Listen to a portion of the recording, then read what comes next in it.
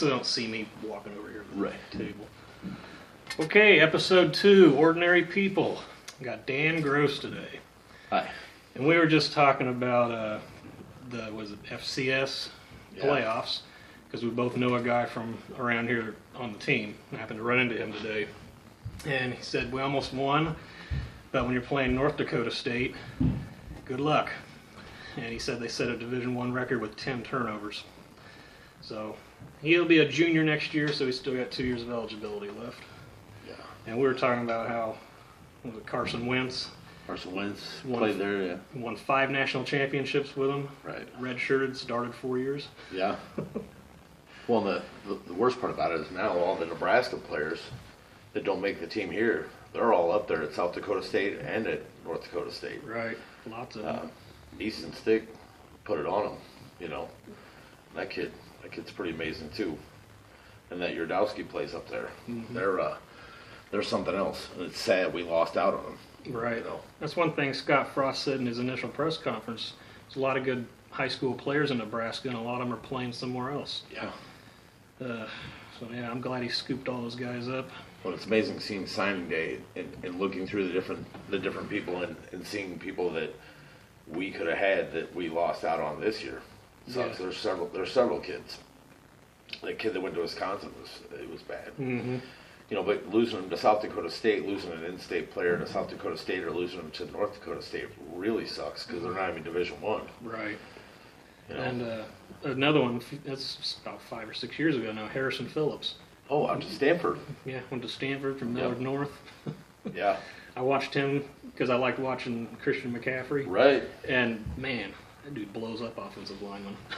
Well, it's terrible because we had him. Mm-hmm. I mean, like all we had to say was, "Hey, you want to come play for Nebraska?" And that, it chaps my ass. You know, like Bo Pelini failed, Mike Riley failed, Callahan failed with all the in-state kids. It's been 20 years of in-state failure. Pretty much. You know, That used to be the thing. The walk-on program was amazing, and a lot of guys developed scholarship, started, some went to the NFL. a lot went to the NFL. Yeah. I mean, like, and a lot of them stayed here in town. I mean, like a lot of these guys went to the NFL. They're successful in their careers now afterwards. Hell, was it Aaron Graham or one of them is a brain surgeon now? Yeah, I can't remember. I can't remember what he does. One of them is. One of them is a brain surgeon. Another guy on that line, was it Rob Zakata? Yes. He's a doctor. I believe, like a knee surgeon or something like that. Yeah. And then the Makovickas have the therapy. And I showed cattle with Joel and Jeff. Really? When I was a kid, I ran into Jeff over at Muscle Maker Grill. And he's used to people coming up and go, "Oh, you played for the Huskers." I'm like, "Hey, do you remember showing cattle?" And I talked to him about it. And he was like, "What?" And he's like, "Oh yeah, I remember you." And I'm like, "Holy cow!" You know, he's like, "That's nice that you come up and talk to me like a normal person and don't treat me like everybody else." Right. Because I mean, that's got to be, it's got to suck. And wasn't John Perella a walk-on? Yeah. And he played in the NFL for 14 Right. years. Oh, he's amazing. That's one of the strongest men naturally that I've ever seen. Really? So John Perella, his family lives out in Grand Island. They had he had his own gym for a little while out there.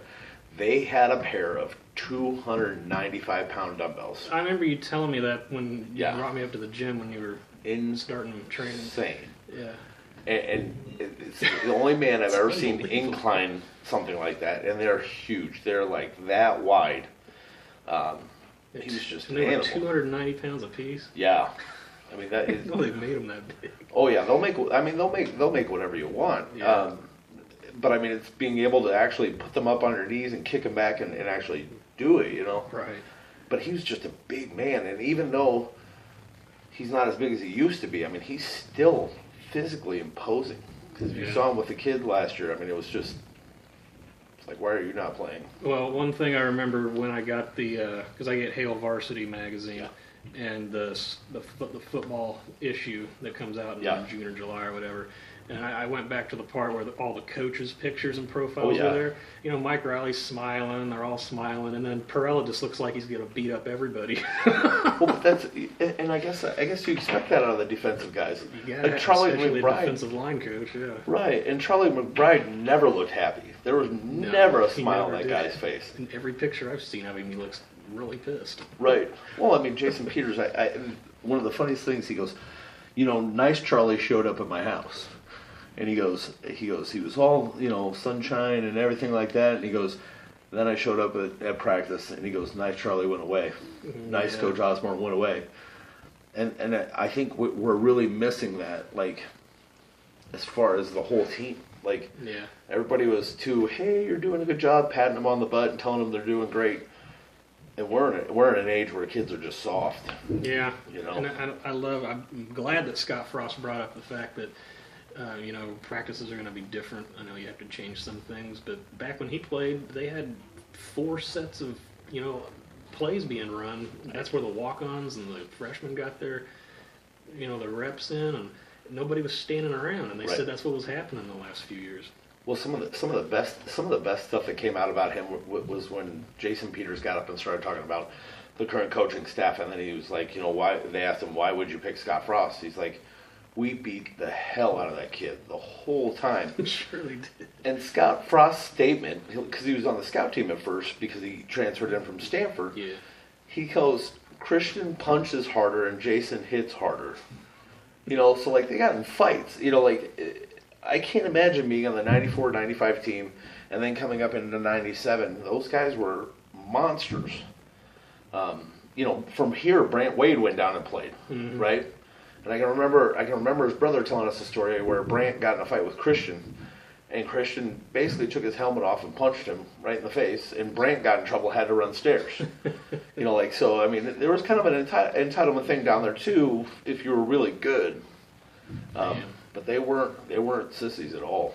Yeah, I knew Aaron Taylor briefly. Yeah. And I asked him one time, because he played in the NFL for a few teams. And I said, and by the way, if you don't know who that is, he was a 2-time All-American at 2 different positions and won the Outland his senior year. He was a guard 1 year and a center 1 year. But he started 3 years, I believe. Yes. Anyways, I asked him one time, I was like, who's the toughest player you ever faced? And he said, Jason Peter in practice. Yeah. And then if you've ever read Jason Peter's book, Hero of the Underground, yes, he said his brother Christian's the toughest person that he ever knew. Right. Well, their younger brother, so if you read the book, Damien was actually the best athlete out of all of them. Yeah. And he broke his neck. His neck in a pool.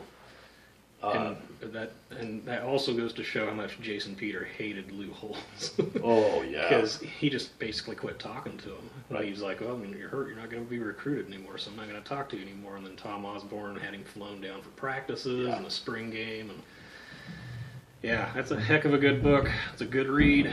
It's probably of any book that I've read, that one was probably the fastest. Yeah, because you wanted to hear. Can't put it down. Well, you wanted to see what was going to happen next, because his life was like a train wreck. Oh man, when he got injured, yeah. I mean, the amount of painkillers he was taking was just amazing, and the fact that nobody said anything about it, that's even more amazing. You know, you talk about all these athletes that, you know, they're taking drug tests and stuff like that. Where's the drug test for painkillers? Yeah, and the amount of heroin he did I thought was amazing, too, because he went to that one clinic to detox, and he told the doctor, they said, how many do you take? And he goes, I take 10 bundles a day. And they thought he meant 10 packs. There's 10 or 20 packs per bundle. Right. So he was doing 10 to 20 times more than what they thought, because he's like, this is pain, this is hurting, this ain't working. They're like, well, you told us you took this many. And he's like, no, man, there's 10 of those in each one of the 10 that I took. It's like crazy. And I think he started off with Percocet. He was taking like 20 Percocets a day, and he got up. He progressed on, and I cannot remember the painkiller he was taking, but he was taking almost 100 of them a day. Yeah, I can't remember what it was either. And then he started drinking on top of it. Yeah. And that's when he was living in an apartment by himself, playing for the Carolina Panthers. Yeah.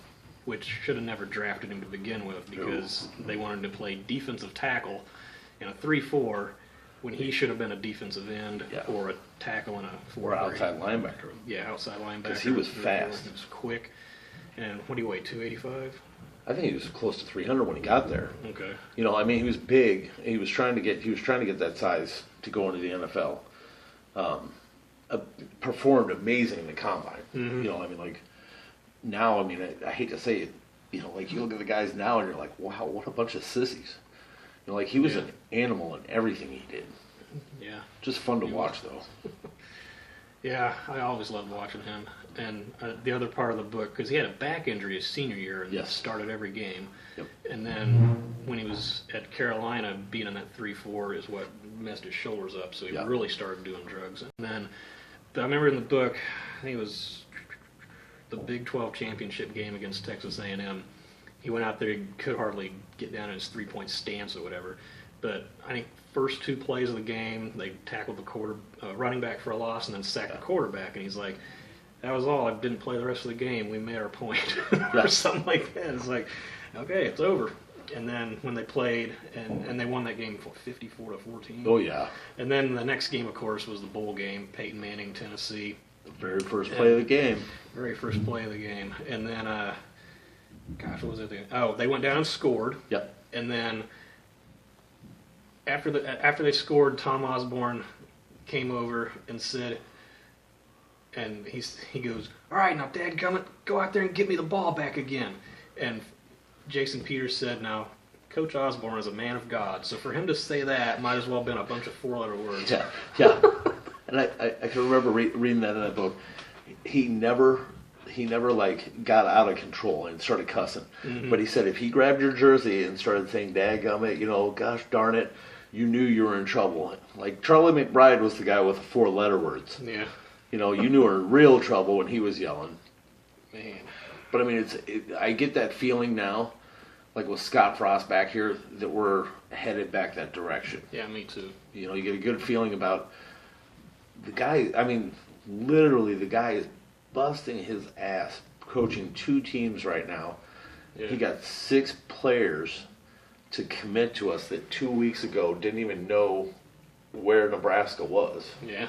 Which is crazy. Yeah. And we were talking earlier about Will Honus. Butler County Community College in Kansas, everybody. Yeah. This guy's a maniac. Kansas is, and this is what probably blows both of our minds. Tapping into the JUCOs, we haven't done it for almost 20 years. You know, like legitimately, like done it on a regular basis. Yeah, Callahan got a couple guys, quarterback who ended up being Big 12 Player of the Year, Offensive Player of the Year. Yeah. And then Bo did it with Fort Scott for, well, just that 1 year. He got like 6 guys or something. Right. And they all ended up being good. Well, one of them ended up going to jail because he hit the other guy with a brick in the head at a bar. Mixon or whatever his name was. He never showed up. He was up at campus. He did spring practice, and then it was over. Okay, I forgot. So we had some players. We had some players that were really good that never made it. Ernest Suttles was another one, JUCO player that never made it on here. Damn. Because he was another one that got in trouble. But JUCO players, Levante David, like you were talking about, Randy Gregory, Yoshi Hardrick. Yeah. Brandon King. That was so big. Yeah. So big. I knew a guy, because when I lived in Kansas, I lived just a half hour north of Fort Scott. Yeah. And there was a guy that came and redid my bathrooms. He had played at Fort Scott, broke his arm, so he didn't get to play. It's Brandon Kinney's roommate. Oh, nice. He said he was really cool, really nice. He knew Stanley Jean-Baptiste. He said Yoshi Hardrick was gigantic. Yeah. And then he said, Levante David was awesome. Remember Kenny Wilson? Yeah. You remember how he hurt his knee? Mm-mm. He was carrying a TV carrying downstairs. a TV. Yeah, he fell in the stairs or something. Amazing JUCO running back. Yeah, he was. And he ended his career carrying a TV down the stairs. Pretty much. Goes to show that you can't win all the time. You know, I mean, like. That's unfortunate, but it's not as bad as, getting hit by Bo Jackson on Monday Night Football and ending your career that way. Yeah, on live TV. Live TV. Yeah. The boss. Funny. That's funny. Yeah, but when my buddy played down there at Fort Scott, Jason Pierre-Paul was there. Oh. Before he went to South Florida. What a monster. Yeah. Can you imagine playing against somebody like him? What a monster. Fireworks, kids. Man. Don't hold on to them. Couple digits short. Yeah. Yeah, never hold on to fireworks. Important safety lesson. So speaking of Jason Pierre-Paul, Dave Tollefson, I don't know whether you ever heard of him. Dave Tollison played for the Giants and he played for the Raiders. Okay. Dave played with Jason Pierre-Paul. He played with Michael Strahan and stuff like that. Mm-hmm. His wife is from here. He played at Northwest Missouri State. Oh. Now it's kind of a neat story. Not to get too deep into it, but he, I believe, originally was signed with UCLA.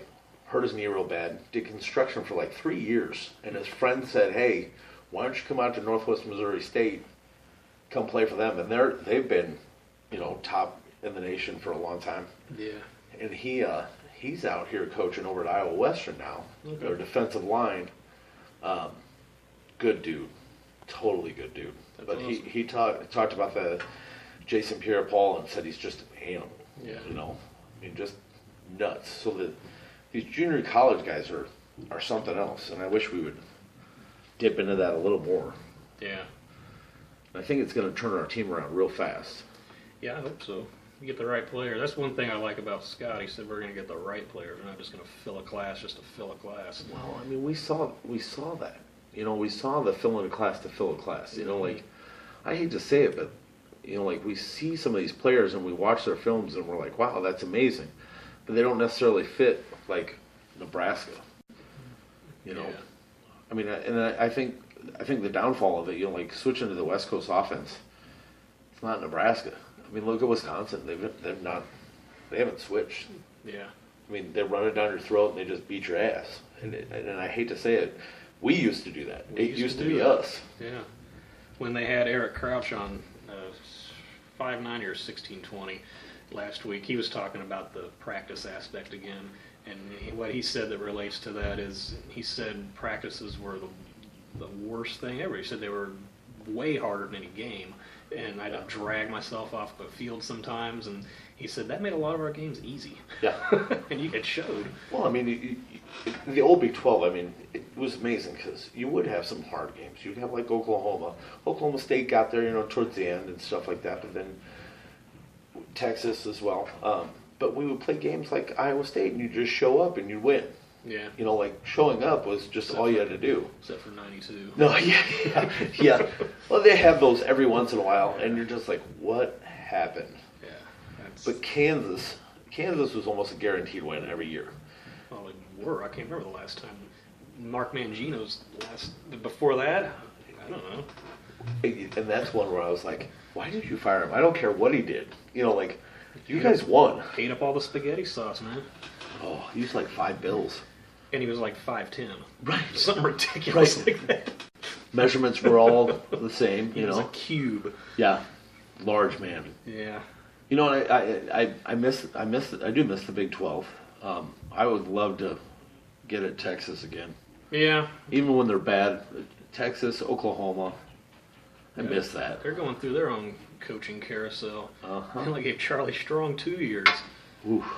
That's brutal. Well, and you know what? He's doing pretty good at Southern Florida. Yeah. The only game they lost to was Central Florida. Central Florida, yeah. I mean, you lost to the coach of the year. And do you see South Florida's quarterback threw for 500 and ran for 100 in that game? I don't know if that ever happened. Well, the funny thing about it, I mean, it shows that every coach belongs somewhere. Yeah. You know what I mean? Like, Bo Pelini wasn't necessarily a coach that was good for us, but Youngstown State, he's doing good.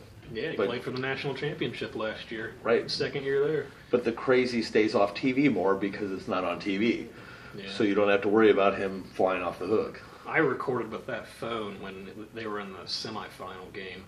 And I think it was a national championship game, and the refs made a call he didn't like. He called a timeout and yelled at him for over a minute. Yeah. It was like a minute and 20 seconds. It was hilarious. Well, I mean, he was more comical than anything. You expected the press conference for him to blame the media for his downfalls. You know what I mean? Like, why do you ask that question? Because we want to know what your thoughts are on it, not what the media, Right, yeah. Yeah, that's funny stuff. And he was very open and honest how much he didn't like him. And, the one I really loved was Steve Spurrier. Oh, yeah. Because he had in his contract he wasn't going to do a press conference. Right. He did, and there'd be an empty chair. Well, I mean, I love the post-game press conferences because there are funny guys like Steve Spurrier who do something like that, or Mike Leach. I love Leach. When he talks about fat girls, yeah, and he's talking about he was talking about how these guys are all pumped up. They think the greatest thing ever, and their fat girlfriend tells them that. it was like super offensive. You know what I mean? Like, oh, definitely.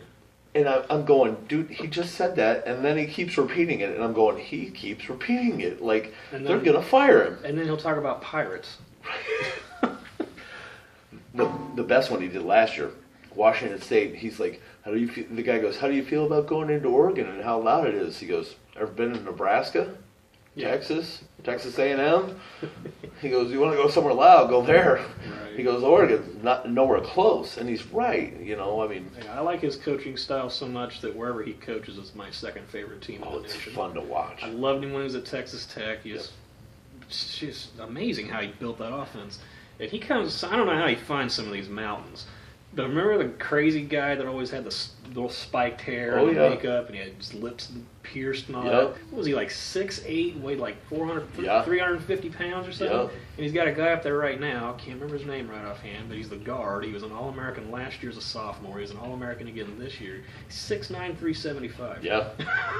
Cody O'Connell. Well, I mean, that's what I like about it. I mean, like, some of these guys go out and just find total freaks, and some of these guys are not football players when they find them. Yeah. Some of these guys are basketball players and stuff like that they put 100 pounds on.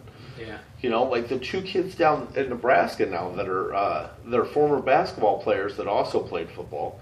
That Austin Allen's 6'9", and that Kirk Randolph or whatever is like 6'7". Yeah. Or 6'8", yeah. It's insane. It's crazy.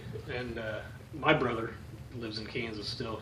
He was fascinated with David Engelhop. Oh, yeah. 6'5", 240, played running back. Yeah. I was like, yeah, he'll definitely get some reps this year. Oh, yeah. Because Scott Frost will know exactly what to do with him. Well, the speed of that offense is going to pick up greatly. Like, the huddling thing, I'm sorry, but that got old. Yeah. You sit in the huddle like pro, and the defense is relaxing. They're just chilling, you know? Yeah.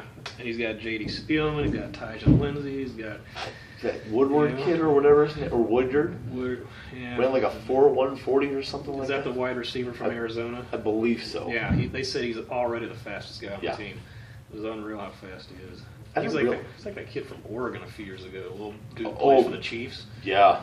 That dude, everybody was Oregon on that college football video game just so you could beat Oregon and run over everybody because nobody could catch him. Well, speaking of football games and stuff like that, like Tecmo Bowl, Bo Jackson was the fastest. I didn't realize this. He was the fastest 40 in the combine ever. It's like 4.123. So I mean, if you can imagine, he was faster than Deion Sanders. Yeah, and you can imagine that little dude was slower than Bo Jackson. He weighed like 230. Yeah, man. And Bo Jackson didn't lift weights because he got too big. Yeah. All he did was lift neck exercises. Right. And just did conditioning because in college, he got way too big. Now, his 30 for 30 on ESPN was one of my favorites. That is. Because he still builds arrows and he just loves archery. Well, and he's laid back. Yeah, he's probably one of the quietest guys I've ever seen as far as the 30 for 30s. Laid back, nice, kind, you know, doesn't mind signing stuff. I mean, like, some of those real, you know, jerks once they leave. And, you know, he didn't have that long a career, you know. Right, and the reason for that, when he won the Heisman, he played baseball also. And the Tampa Bay Buccaneers had the first pick in the draft that year, and he said, don't draft me because I won't play for you. And they thought he was bullshitting. Yeah. Well, they drafted him, and he said, I'm going to play baseball. So he went into the Major League Baseball draft, and he got drafted in like a 7th round or something.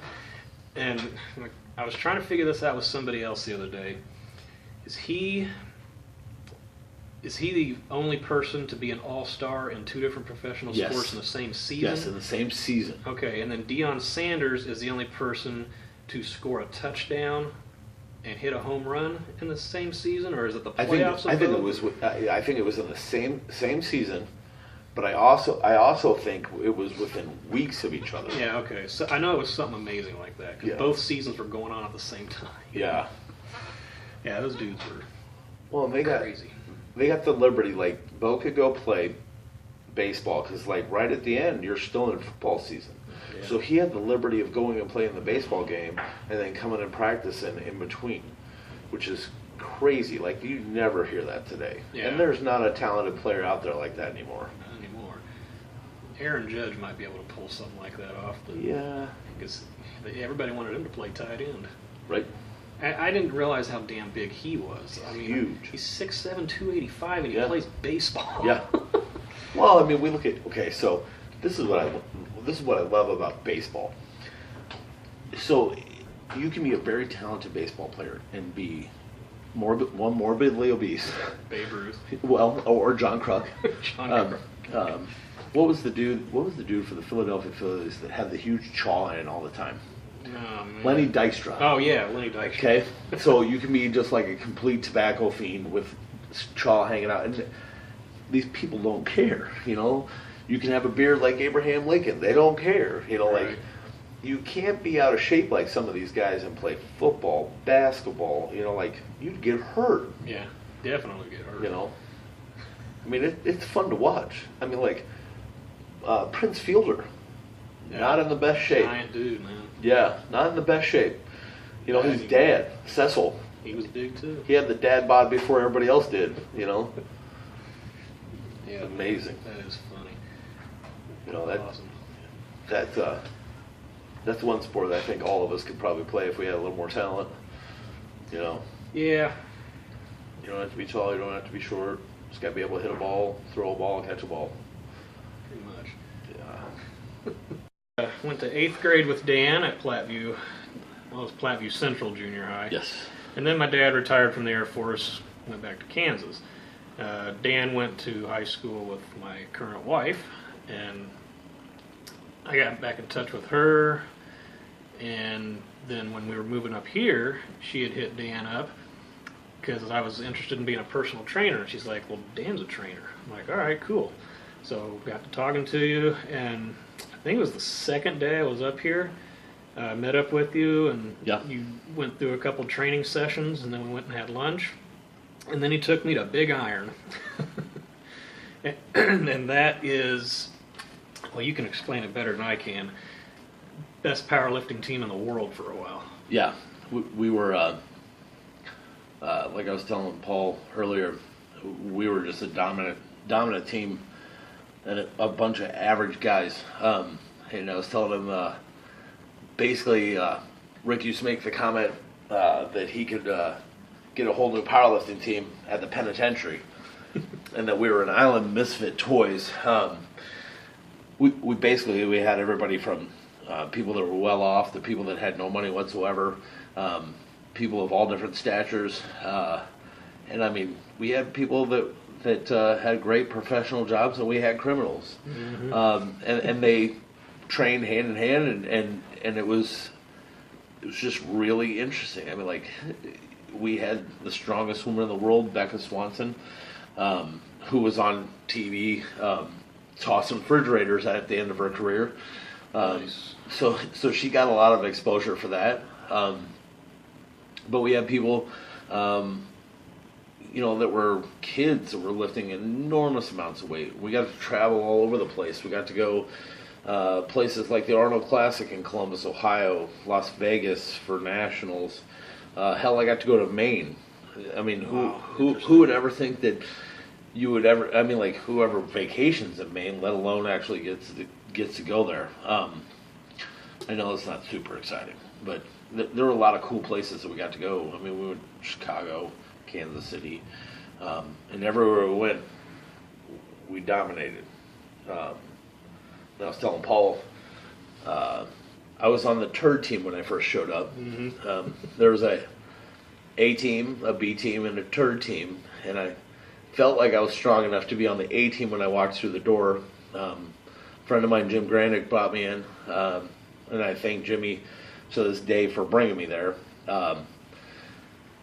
I thought I was strong enough. I benched 365. I was coming in for bench night.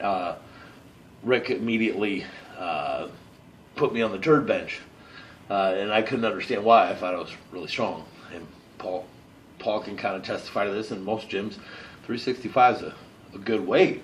Yeah, most of the time. There it's not. B bench, you had to consistently bench 400 pounds and then shirt up and go up in weight considerably. I had no idea when I was walking in there what I was getting into, because I powerlifted a little bit in high school, but just raw, no gear, no formal training. I mean, our strength coach in high school, was an old power lifter, and he played football too, but a lot of bad technique. So I really had to relearn everything. And I credit Rick for all the changes that I made and all the success that I had. And it was just, it was crazy. I mean, like, I was really weak compared to those guys. And that inspired me to get stronger. You know, Rick used to call everybody names. So like if you were looking for somebody that, you know, coddled you and you know, patted your butt and told you were doing good, that wasn't Big Iron. I was telling Paul that he used to call me titties, hamburger. He said that I look like pizza dough that got left out in the sun. You know, like, those are things you don't tell somebody to really inspire them to be a better athlete or to be a better person. But negative reinforcement, you know, and I've learned as a personal trainer, there's different things you have to use. And in that case, negative reinforcement was really good for me. I'm not saying that that's good for everybody. You definitely don't want to use that at home, probably, with family. But boy, it worked for us. And Rick was like a father figure to all of us. There was nothing that guy wouldn't do for you. Like, he was probably one of the crudest people you could ever meet. But he had a soft side too. I mean, like, he'd do anything, you know, like, and he did have a sensitive side, and it really came out around animals, and it came out around people too sometimes.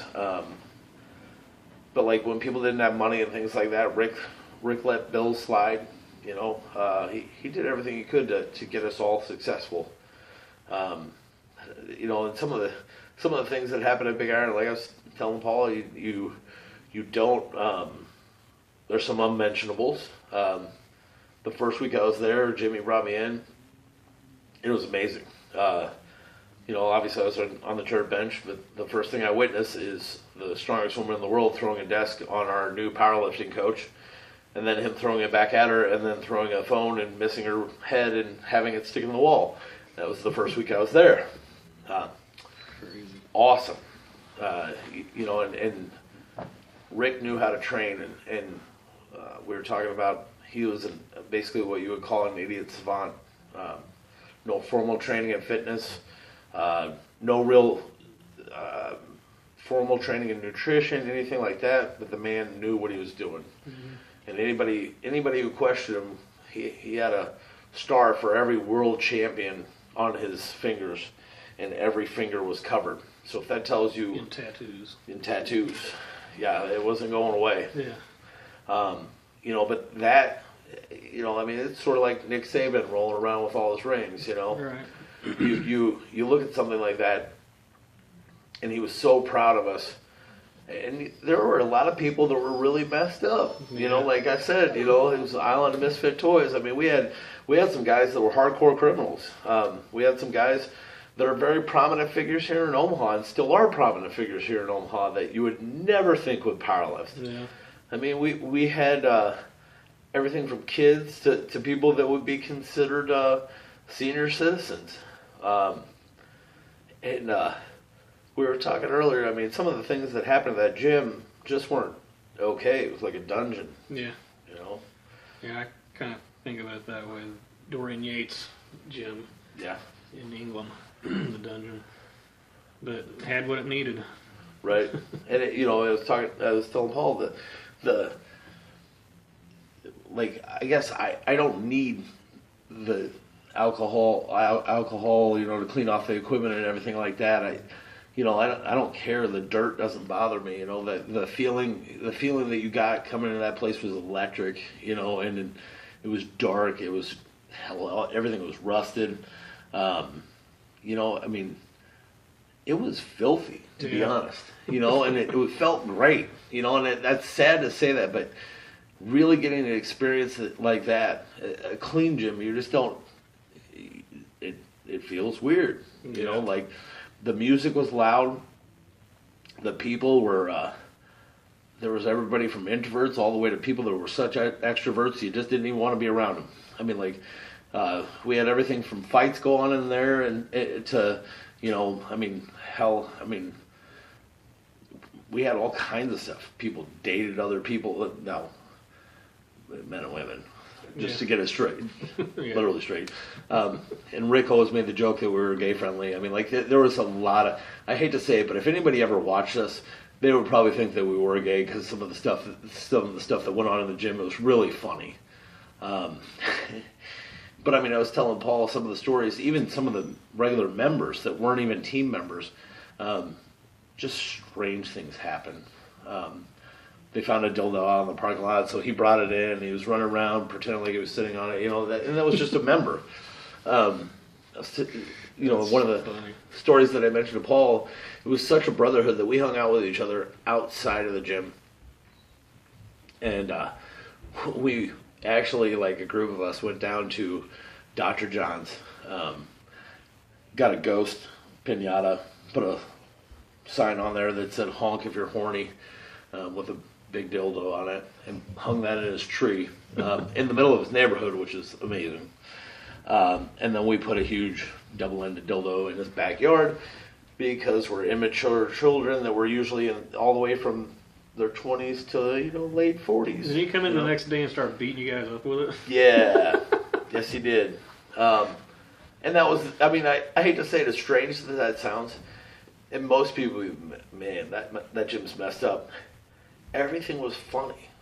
Like when I say he used to call me titties, if you called somebody titties in the middle of where I work now, you'd be fired. Yeah. Or kicked out. And it wasn't the gym for everybody. I mean, I took Paul there just so he could experience it. He got a very short experience in it. That was the only time I was in it, yeah. Probably not where he would take his wife and his kids necessarily. I don't know. I ended up. I think you're absolutely right.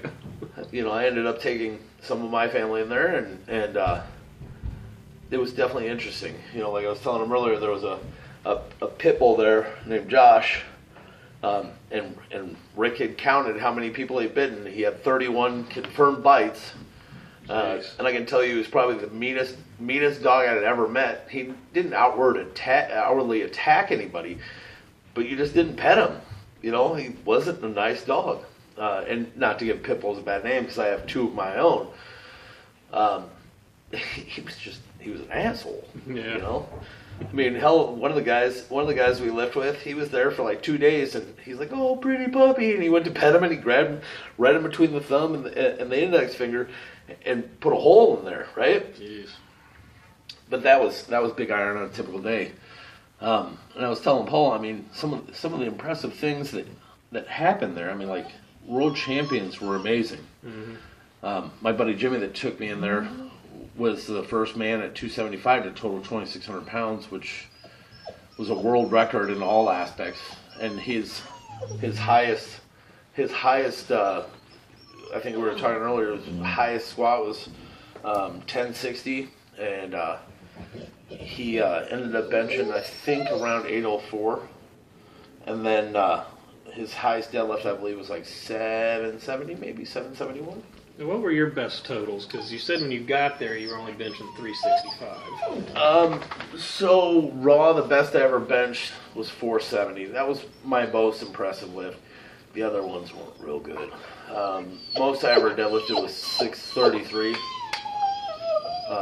Explain to people what benching raw versus assisted is, because you can lift a considerable amount larger with assistance than raw.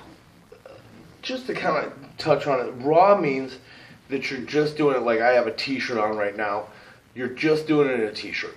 Like completely raw. No wrist straps, no bench shirts, anything like that. I bench 470. Now, the reason they use these different pieces of equipment are obviously the weaknesses in our body is part of it. And it's to maximize your lifting potential. The shoulder is a really terrible joint. So when you put all that force on the shoulder, your whole, what we call the shoulder girdle, there's a lot of weak points in it. So when you're pushing down like this and it's pushing out, your clavicle wants to separate and come out. You can tear a rotator cuff. Hell, you can tear the front delt, you can tear your pec, things like that. So what your shirts do is kind of compress everything and hold it together. It's almost like wearing a knee brace. It's kind of, and I hate to say it, some of it really helps as far as benching, but it's also kind of a safety blanket. Mm-hmm. You know, like a little kid carrying a blanket around. You feel more comfortable with handling the weight. Because I'm sure, you know when you started lifting, that first time you put a plate on each side, that stuff felt heavy. Yeah. You know? Yeah. So, I mean, like when you start piling on 4 plates, 5 plates on each side, 6 plates on each side, it gets considerably heavier.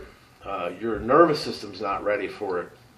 So like when we trained, some of these, you know, like your raw, you only train to a certain amount, and then you switch into a shirt, and you want to put wrist straps on because that protects your wrists. Your wrists is 8 little tiny bones. There's nothing holding that together. So like if you have weak wrists, your chances of snapping your wrist or doing something really bad could occur during that. So you wrap your wrist, you know, and you try and keep it up along the backside of it and keep it off your palm, but support the wrist. The shirts, obviously, like I said, they support your shoulders. And, you know, Jimmy, when I first started at Big Iron, really stressed to me a theory of poly progression, which means you start with a poly shirt, a really light poly shirt, and work your way up to whatever the best shirts are. And I started in his old stretched out shirt. There was a single ply. It was great. It taught me a lot about benching in a shirt. Now this will date me. We had denim shirts, which were actually made out of jean material. Mm-hmm. And when they let go, it sounded like a shotgun going off, and they were just garbage. Then they came out with like your double polys and your single polys and things like that were stronger, like your Rage X and things like that. And those were shirts that were woven polyurethane, and they had different amount of layers. In the Powerlifting Federation that we were in, you could only have 2 layers at the time when I was competing. It eventually got to where you could have triple layers and all this other stuff. You know, like you had these guys with such big benches. So to give you an idea, 470 was the max that I ever benched with a shirt, or without a shirt. Without a shirt. Then, so just imagine putting on 500, putting the shirt on, and not being able to bring it down to your chest. And that's kind of the feeling that those shirts give you. You can pull it down to your chest, don't get me wrong, but you couldn't unless you knew how to. Mm-hmm. You know, and as the weight got heavier, the shirt would help you to a certain extent.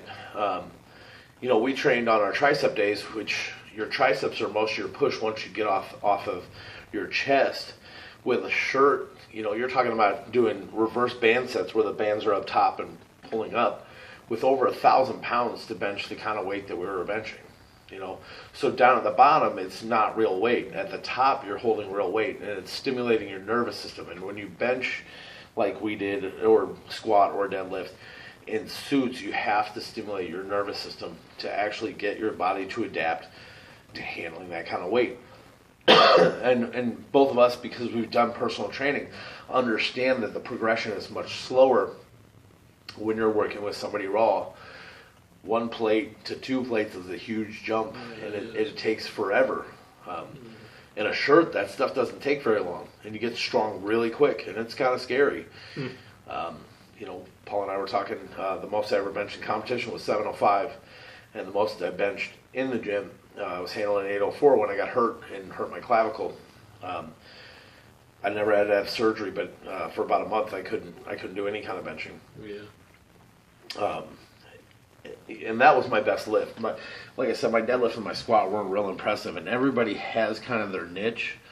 There are some people that are good all the way across the board. At Big Iron, we had all kinds of people. We had people who were amazing deadlifters, amazing squatters.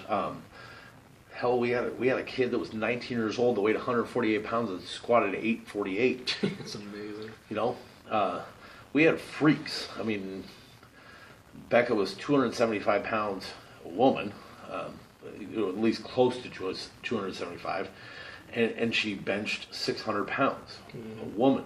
Yeah. You know, like, and I'm not saying that negatively at all, but that's impressive. She squatted 800 pounds. She deadlifted something like 672. You know, and that was just like a normal everyday thing. Like we were like, oh, that's cool, you did that.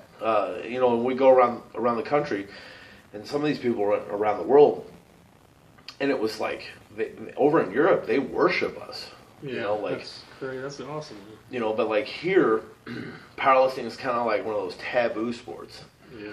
You know, and it's sort of like UFC was when it first came out. It was taboo. Nobody watched it. They were afraid to tell everybody they watched it. You know. But powerlifting has never taken off like that.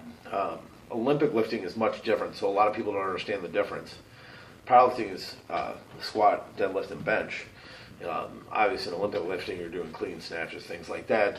And we don't do that. Those are explosive movements. Yeah. Very different training methods. Yeah. As is bodybuilding. Oh, yeah. And I respect all of them.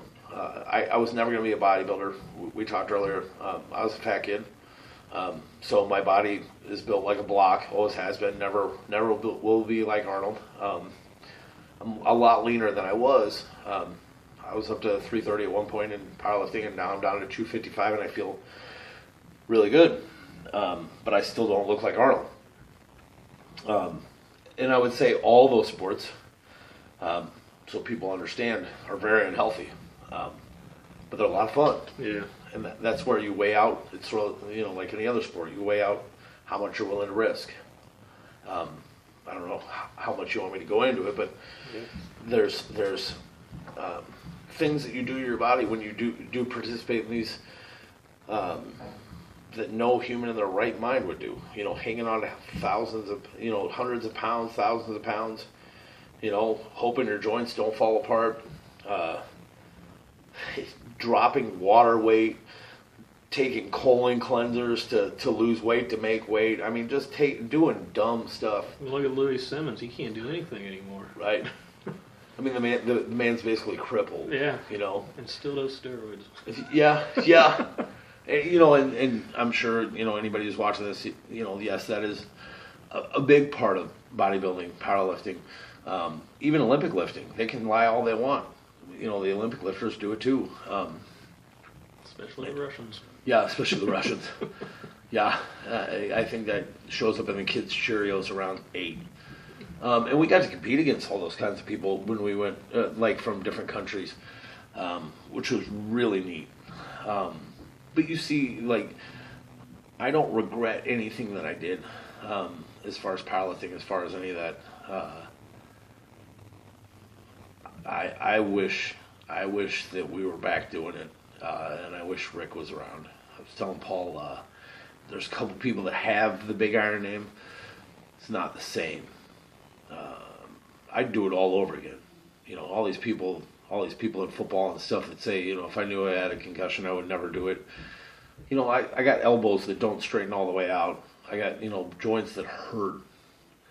And it doesn't matter. I wake up every day knowing that I have a group of people that care about me and would do anything for me in a sport that I love. Am I able to do it as well as I did then? No. Shit, nothing works right, you know? I feel great, but I mean, like, my body doesn't work the way it used to. That's one of the downsides of competing at a really high level. You know, from a personal training aspect, I guess I would never train my clients like we train. Yeah. You know, I would never tell them to do some of the things that we did. One for fear of injury. Two, because some of the things probably just aren't the smartest thing to do. You know, but boy, we had fun doing it. Lots of fun. You know, when I talk about stories from Big Iron, some of the greatest people, and I'm not discrediting anybody else, but those were people that go to war with you. Mm-hmm. And that's kind of what you want in best friends. You want somebody who will go to war with you. Now, I keep in contact with some of those guys. I see some of them on a frequent basis. I see some of them in a sparse basis, however you want to word it. I don't know. How often do you see Danny Thurman? You know what? It's been maybe about half a year since I've seen him. he trains at another gym here in town, and then he trains with one of our buddies that has his own gym now. Danny Thurman is an amazing lifter, single ply lifter, drug free, probably one of the strongest pound for pound that I've ever seen. Same here. He's like 185 pounds. He was at one time. I think he's lifted at 198 possibly now. And how much did he bench? He benched in a single ply shirt, I think 670 something. I mean, he's just a freak. That's incredible. You know, and he's always been tested. It's more than 3 times his own body weight. Right, and he's, like I said, he's always been tested. So, you know, like anybody that questions him, he's more than willing to step up to the plate. And I respect that 100%. And I would tell anybody who competes in a class like that, if you're doing it legit, I have all the praise in the world for you. The one thing I would tell you is, and Danny respects this, you know, like if you're going to compete in a federation that allows you to do everything, you're stupid not to do everything.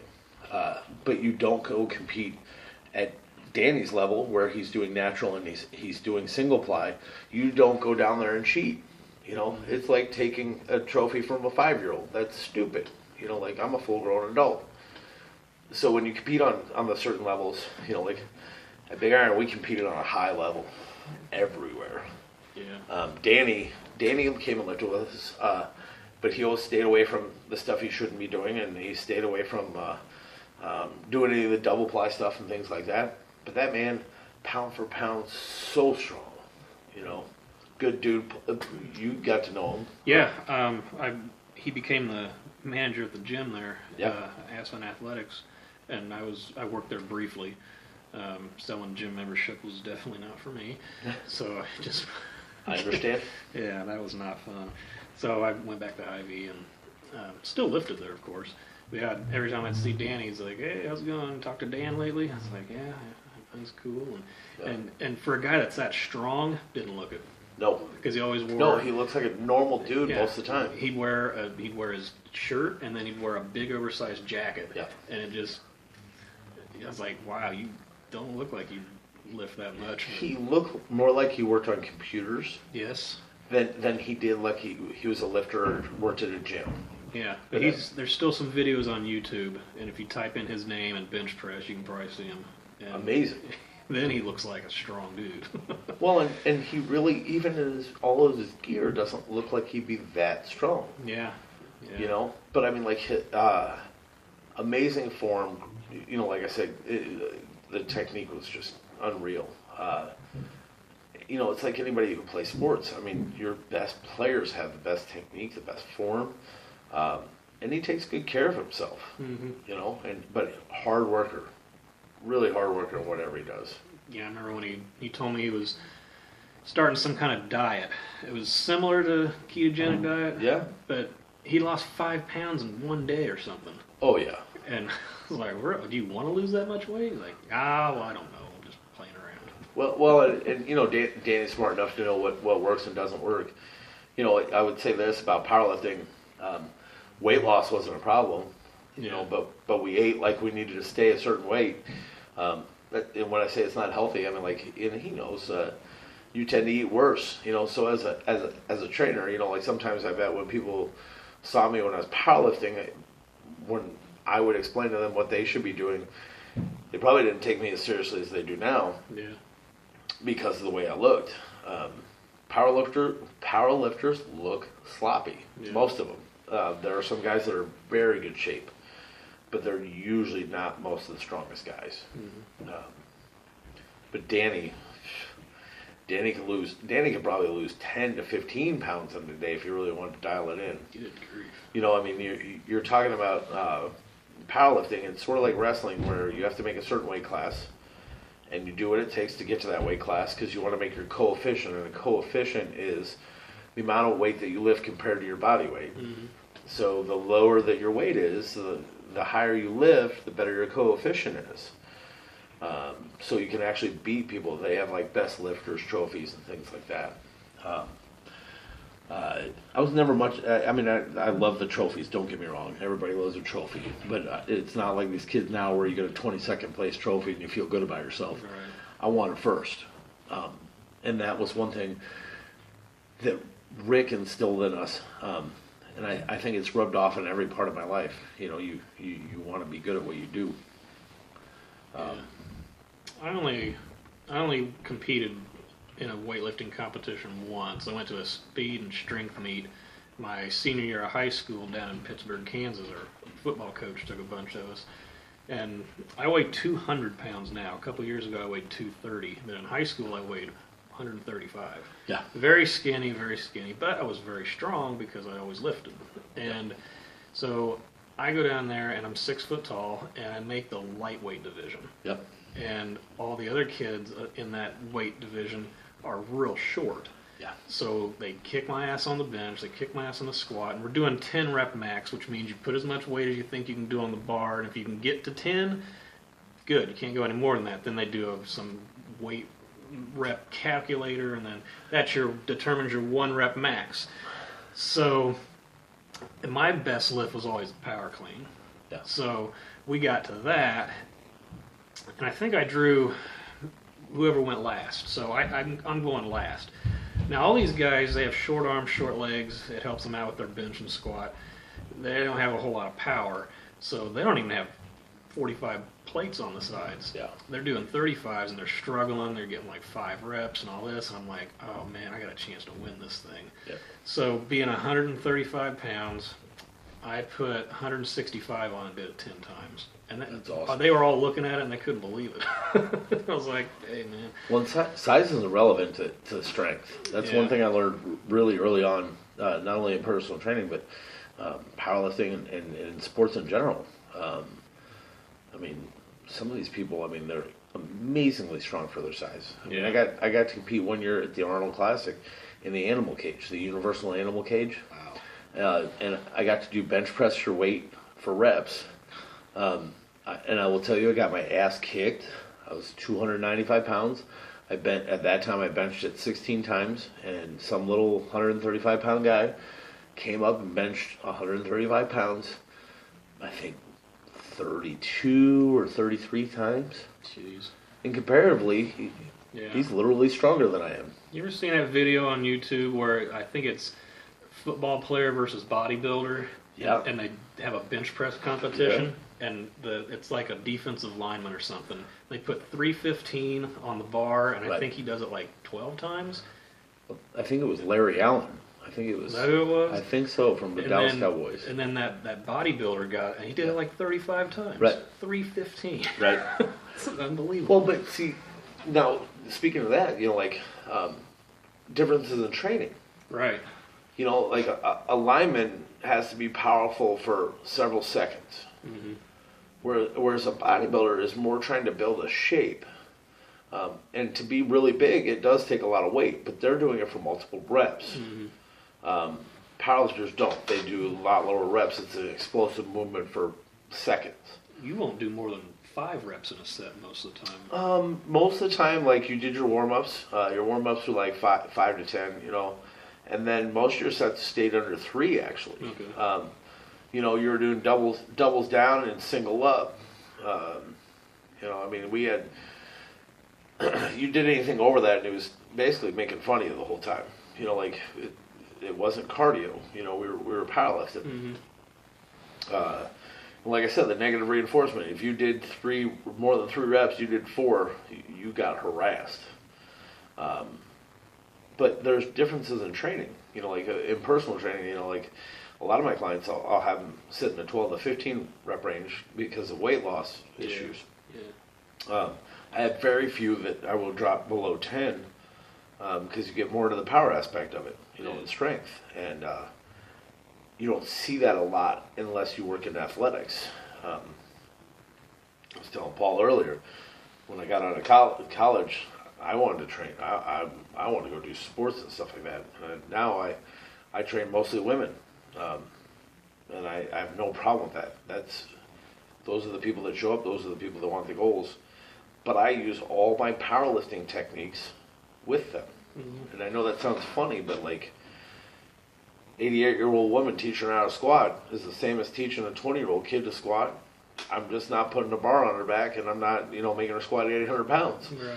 Right. And I hate to say it, some of the smartest people on this planet about exercise are people that back in the 80s everybody thought they were idiots.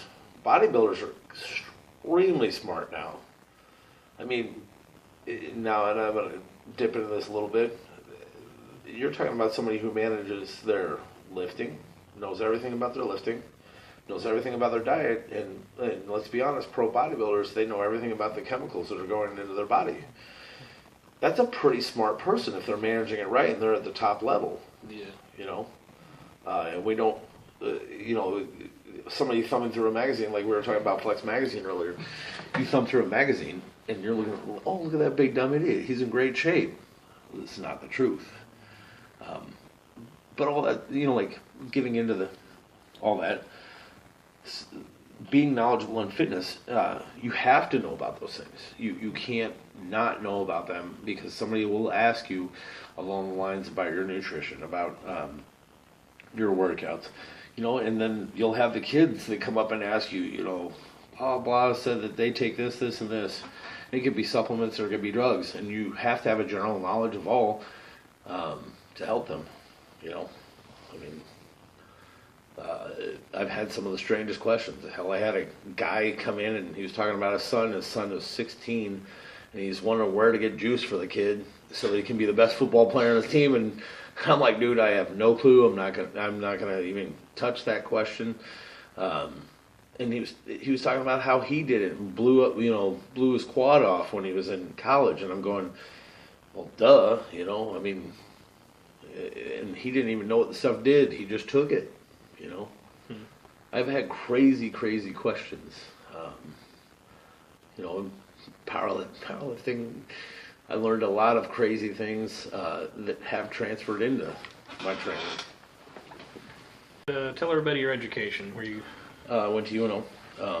University of Omaha, Nebraska. Yeah. Or University of No Opportunity. It's been deemed that as well. That's not really true.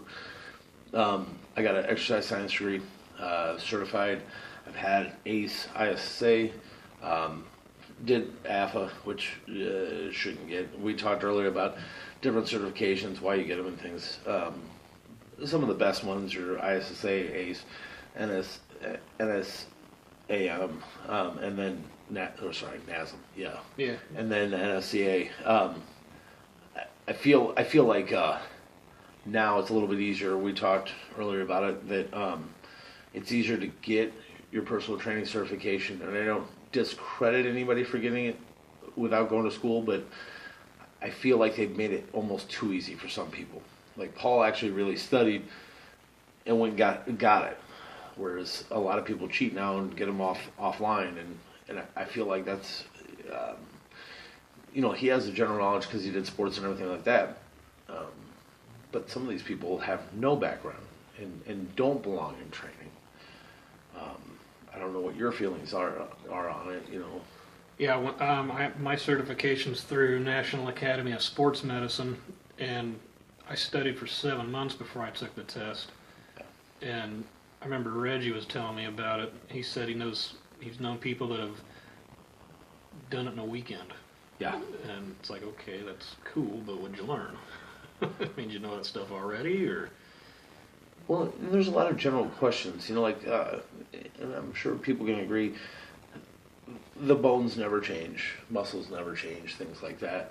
Techniques change. One, because we've evolved, the equipment's different. There's a lot of safety stuff out there now. I mean, like people that used to not be able to squat because the bar sits up on their back and that hurts and so on and so forth. There's different things, and you got to use those bars differently. So those things change. So they'll give you like a situational question, and you got to be able to answer it. And some people can just write a BS answer, and it's good. But then it doesn't transfer to out on the floor. Yeah. From my experience, there's people who can and who can't. We had a guy that had several certifications, had all the knowledge in the world, and he was just a jerk, like an asshole. You know, like, if you don't do this, you're gonna die. Well, that's all good and dandy and everything like that, but would you tell that to your mom? Hey, if you don't do this, you're gonna die. You know, and you're stupid, you're doing this wrong. No, like, you know, one thing that we touched on earlier, the personal training covers many different things. Yes, you're trying to get that person into the shape they want to be in. You do become their psychologist. You become their friend in some instances. And that's a great thing. That's a great way to network as well. But the one thing that you got to really fall back on is they're depending on your knowledge and your ability to keep them safe. And if you're not a good trainer. I mean, I've been doing this about 12 and a half years as far as training, and I've been working in a gym since 2000. So, I mean, like, I feel like I have a damn good knowledge of it, you know, between everything that's happened, along with powerlifting and knowing people that are in the industry. And Paul can probably relay stories too, just from working out in the gym and working in the gym. There's some scary trainers. Yeah, there are some scary, some really good ones too. Yeah, trainers. I got to know the trainers when I got my first gym membership, and I would start talking to all of them about different things while I was learning and reading the book for my certification, and talk to you. And I had been studying this stuff since junior highs when I first started really lifting weights. Yeah. You know, I'd get some muscle and fitness magazines, look at the workouts. Didn't have the internet back then. Dorian Yates was on Rogan's podcast over the summer, and he said the same thing. He's like, you know, back in the 80s, you had to really read and learn and research stuff, and there's a lot more readily accessible material now online if you go to the right places to get it. Well, back then you had to go experience it. Yeah. It wasn't. Even though you read the magazine, you know, like, you couldn't watch YouTube to see these guys. Yeah. You know, walking into Gold's Gym as a kid, you know, all these big dudes are in there. You know, and it wasn't scary like everybody said. You know, I mean, it was a little intimidating, but it wasn't scary. And now, being the size that I am, I'm one of the big guys now, which is kind of nice. Yeah. You know, but you don't think about it that way when you get there, and everybody starts somewhere. But with the invention of the internet and some other things, I feel like it's strengthened fitness to some extent, but I also think that it's also watered it down and made it shitty. I think there's some great people out there that are really inspirational, but they're terrible lifters, and they're terrible at the fitness end of it, but they're great motivational. I love CT Fletcher. Yeah. I think he's great to watch, but as far as his workouts, they suck. You know. Yeah, you mentioned bad form. Yeah. You watch some of his lifts. He's doing rows, and his whole body's moving around. You know, and you dangerous. You watch people like that, and then you watch like Rich Piana, who's now passed, and I don't mean to speak ill of the dead, but the guy is more fun to watch than educational. And he even says he does this stuff to promote his brand and everything like that. It wasn't about fitness necessarily. And he's one of the most popular fitness figures. And then you get to people like Arnold, who didn't have any of it, and his avenue of getting more popular was through magazines, and then obviously through the movies. Yeah. But he's not going out there trying to promote BS. And now I feel like there's so much crap out there. Yeah. So you got to be really picky about what you select. I mean, like, there's some good websites out there, some educational ones. EliteFitnessSystems.com is really neat. They sell stuff. They have videos on how to do things. They're fairly good. I wouldn't say everybody that works for them is, but they're fairly good. Yeah. You would turn me on to Bodybuilding.com. Yeah. They have a lot of workouts and tutorials on there. Yeah, I think about all the books that my mom used to buy me in high school. It's like, you mention that to some people now, they're like, book. Yeah. Just plug your phone. Like, well, have them. The funniest part is, and you can probably, buy books and magazines and like that. What's really funny is the bodybuilding world and fitness world were really frowned upon when we were kids. Mm-hmm. You know, like people thought that you just went into the gym and got big and got stupid and all that stuff. And it was funny because you go buy a bodybuilding magazine and people would judge you. You know, like, what are you, gay? You got pictures of dudes in your magazine and stuff like that. Oh, yeah, I've heard all that shit too. Had nothing to do with it. You know, like, when I was a kid, I watched Conan the Barbarian, and that's what I wanted to be. I wanted to be Conan. And the only way that I could be Conan was to get in shape. You know, and that sounds stupid to some people, but damn, who didn't want to be Conan? You know? Yeah. Yeah, I remember, it's been like 10 years ago, MSN Messenger, my profile picture was a picture of Ronnie Coleman. Right. And somebody was giving me shit. What do you got, a guy with no shirt on as your profile pic? I'm like, because I'm going to look at it throughout the day and then go lift weights. Right. You know, think big, get big. I hate cliches, but that one's true. I think when I really started to get serious about we mentioned Dorian Yates. There was an issue of Muscle and Fitness where he was like the focus, the key, or whatever, and it was called the Dorian's Wide World of Delts. Yeah. And I was like, I was hoping it'd be a back workout because they called him the Shadow because his damn Right. lats were so big. Yeah, and Lee Priest, the Australian, Freak. 5 foot tall, 5'1", 5'1", 2". 5'2".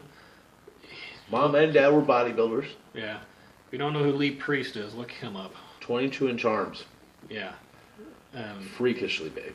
He, listen, I've watched some interviews on him where he talks about how he kind of, see, what's the word for it? He kind of left bodybuilding competitively with a bad taste in his mouth because he never won. Yep. And he always thought it was because they were discriminating on him because he was short. But because his comeback was pretty awesome. He said, well, if I'm shorter than you, but my measurements are the same as you, aren't I bigger? Yeah. Something like that. But And he's very symmetrical. That's the one thing that he did not lose as he got bigger. yeah. Just, it's unbelievable how big some of his muscles were. Well, but I mean, like, at that size, too, to be that dominating and to never win an Olympia, never win any major competition, it was a slap in his face. Yeah. And let's be honest, that really did, I mean, I guess it hurt his feelings, but Lee's gotten a little strange. Yeah, he's got a giant face tattoo now. Yep. And some of the people he's one of the people that runs a podcast that kind of goes after some of the stuff that's in bodybuilding, which those people do need their cage rattled.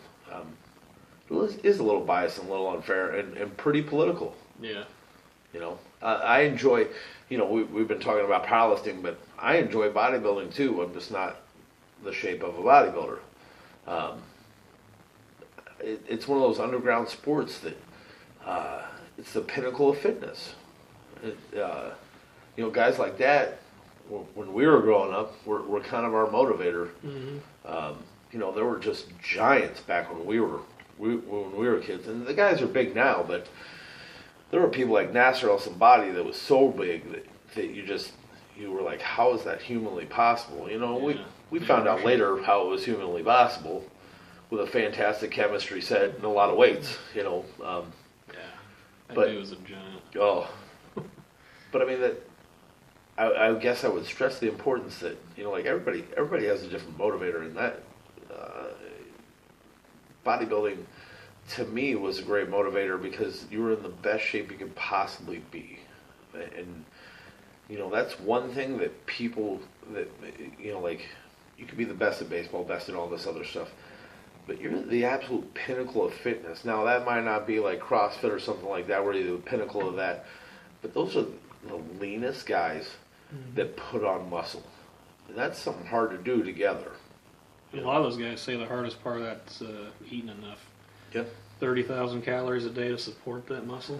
Well, like Lee Priest in the off season was saying he was eating sticks of butter. Mm-hmm. You know, I mean, I don't know about you, but I've never mowed down on a stick of butter. I haven't either. Even in powerlifting. One of my favorite ones was Jay Cutler's. Went through a day of what he eats. Yeah. And it's like 8 meals, and it's always 2 cups of rice with each one of them, and Yep. then one meal he'll have like 2 pounds of yams.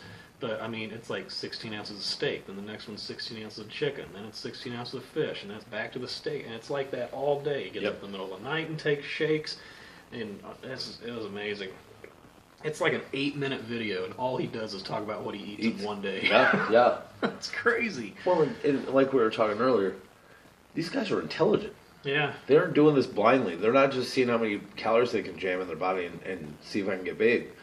They're doing it intelligently. They're sitting there weighing their stuff out, and they're calculating calories, and their workouts are at a certain time of the day. Their cardio's at a certain time of the day. Mm-hmm. And I got to meet, when I went up to the Arnold Classic, I knew Julian Schmidt, who worked for Flex Magazine, and I got to meet Chris Aceto, who's one of the best nutritionists in the world. Okay. And Jay Cutler had sent a picture of himself, doing poses. And Chris Aceto's talking to him, and we're sitting there, and I'm like, this is awesome. He's talking to Jay Cutler on the phone, I'm like a little kid going, ooh. Yeah. And he's like, oh, you need to reduce this many carbs and then put this much protein in, but you need to change from chicken to fish. And I'm going, what the hell? So we're at the bodybuilding show, and I run into him later that week, and Jay had sent him pictures of several days later. And it was like, what the hell? Damn. So I mean, like, the world of fitness has changed. And basically, like I said, we've evolved. The technology's evolved. And going back to, all the knowledge, I mean, lots of things don't change. Nutrition's changed. Your techniques and things have changed. And seeing progress over 2 or 3 days, watching the guy get grainy and get lean in 2 days, that's insane. Yeah, it's crazy, man. That's crazy. But I mean, like, in fitness, I mean, I guess we're going to keep evolving. Like back in the 20s, your average guy was 5'7", and about a $180. Mm-hmm. That was a big guy. Yeah. I mean, there's mass monsters out there now that are 300 plus pounds, that are 5'11". Some of your tallest bodybuilders now are in the over 6 foot and just monstrous. Isn't Ferrigno 6'5"? Yep. And he's still in amazing shape. Yeah, I follow him on I think Facebook. Yeah. And he posts pics of him nowadays, and he's still big. Yeah. Fantastic shape. He doesn't look that old. Arnold, obviously, I mean, Arnold's aged. Yeah, definitely in the last 10 years he's aged.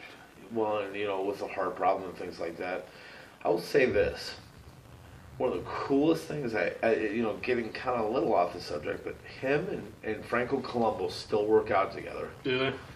That's awesome. Seeing 2 guys in their late 60s pounding the weights, not necessarily just like they did back when they were kids, but seeing the relationship that they built and the amazing amount of time that they put into it and how much pride they take in it, that's what makes fitness awesome. Yeah.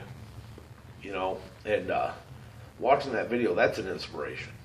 Like for me and you, seeing those guys when they were in their 20s was inspiration to us. And I would say now that's an inspiration. That's how I want to be when I'm 69, 70 years old.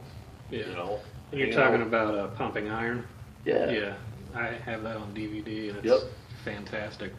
When Franco and Arnold get together, it's hilarious. Because he said there's a part where Arnold bets him that he can't bench that weight a certain amount of times or whatever. So Franco's benching it, and Arnold's spotting him, and he's counting for him, and then he miscounts on purpose, and, and he laughs and can't get the weight back up. Yeah, it's a good documentary. It's hilarious. Well, and now we're seeing. Did they make that back in the 70s? Back in the 70s. Okay. I mean, it brought light to a sport that not many people talk about, obviously. Right. And now what's kind of neat is they've come out with films afterwards that really brought bodybuilding to the forefront to show these people that, it's become much more popular and worldwide. Mm-hmm. Generation Iron is I wouldn't say it's at the level of Pumping Iron, but it's our generation's Pumping Iron. When did that come out? 2013, something like that. and the latest one came out last year. It's Generation Iron 2, but that gets more into the fitness personalities, not the bodybuilders. Okay. And I would say that's really taken over fitness. You know, your fitness personalities, we talked about C.T. Fletcher, Rich Piana. You know, you have all these people like Seth, was it Force or whatever his name is, and I'm not sure. you got all these different personalities. And my thing is, with all these different personalities, what have you done? Yeah. You know, like fitness to me means that you've done something. Losing 100 pounds, you've done something. You can speak to me on how to do it, you know, when you do it right. Absolutely. I've mentioned this on the first episode of this podcast. Back in May, I had plaque psoriasis, so I used Humira. Yeah. And so they make you do full metabolic panels to see where you're at, and everything was good except my A1C, which said I had type 2 diabetes. And yeah, and so I had to figure out what was wrong there, because, you know, I eat good and I lift and all that, and it was refined carbs, you know, pasta, bread, pizza crust, and my body just couldn't handle it. So I've lost 25 pounds since May, and when I went back 3 months later, I was below pre-diabetic range. Right. So technically, I don't have it right now, and so yeah, I've had to modify, do a little more cardio than I used to. P90X is excellent for that because I do a lot of stuff at home. I actually canceled my gym membership at Genesis because every time they got bought out, they've raised the damn price. Yeah. And I'm like, well, they're up to $59 now for general membership. Yeah, I'm not sure now. I was getting $17.99 drawn out of my account twice a month.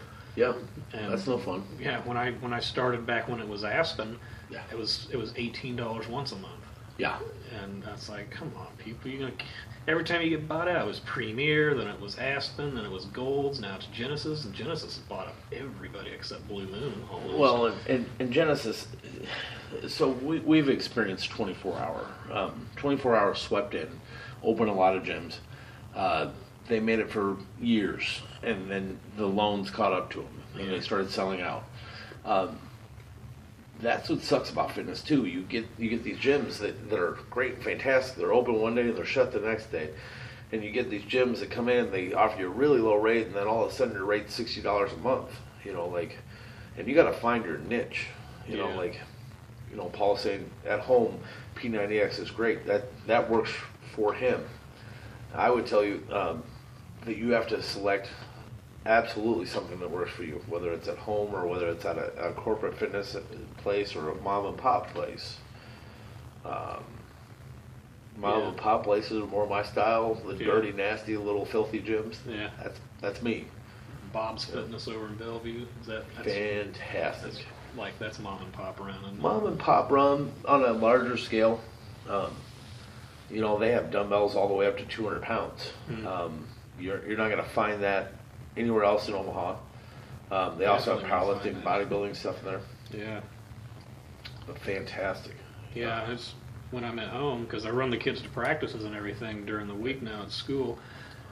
30-pound kettlebell, a couple littler weights,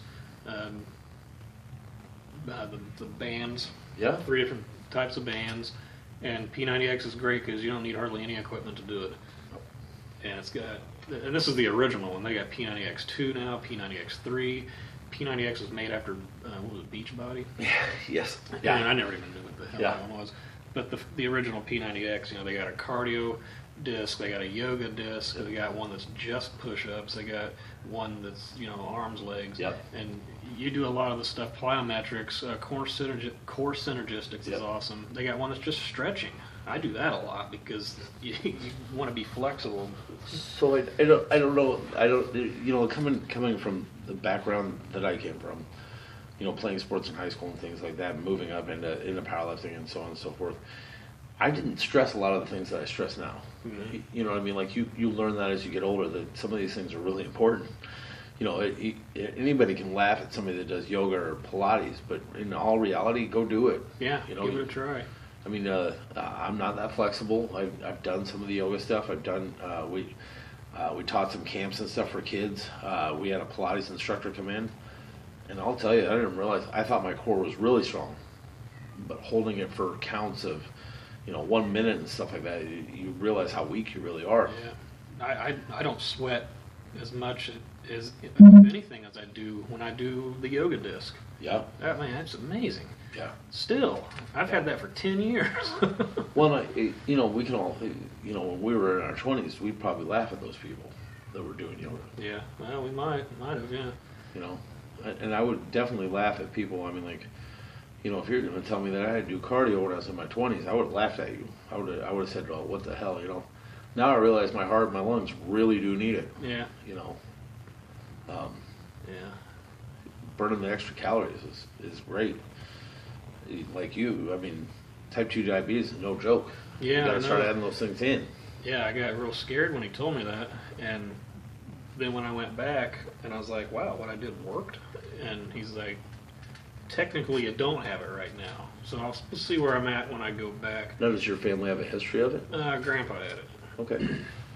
The one, there's a book, and I'm trying to remember the guy's name, but back in the 20s, this guy wrote a book about nutrition and what it has, the effects that it has on teeth, and it holds true now from back in the 20s.